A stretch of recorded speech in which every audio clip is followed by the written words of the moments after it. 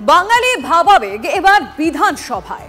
ভিন রাজ্যে বাঙালি শ্রমিকদের হেনস্থা, বাংলা ভাষার অমর্যাদার অভিযোগে প্রস্তাব বিধানসভায় আজ ও বৃহস্পতিবার 2 ঘন্টা করে আলোচনা হবে।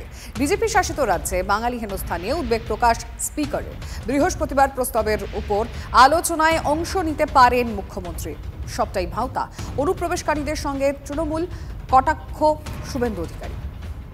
পশ্চিমবঙ্গে যারা বাংলা ভাষাভাষী রয়েছেন, যারা পশ্চিমবঙ্গের বাইরে বসবাস করেন, তাদের উপর যে নির্যাতন হচ্ছে, এইটা আমরা বিশেষ করে যারা পশ্চিমবঙ্গবাসী, সেই সঙ্গে সঙ্গে পশ্চিমবঙ্গের বাইরে যারা থাকে, তার অত্যন্ত উদ্বেগ নিয়ে কাটাচ্ছে। সেই পরিপ্রেক্ষিতে একটা আলোচনার জন্যই বিশেষ এই অধিবেশনটা ডাকা হয়েছে। এটা নিয়ে এই গুরুত্বপূর্ণ আলোচনা বিধানসভায় হবে। বাংলা ভাষাভাষীর ওপর যে আক্রমণ হচ্ছে, যে অত্যাচার হচ্ছে বাংলার বাইরে, এবং বাংলাতেও 2-1টা স্পোরাডিক ইনসিডেন্ট হয়েছে।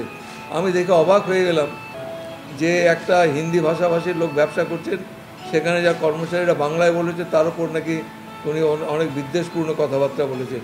এটা বাঞ্ছনীয় না।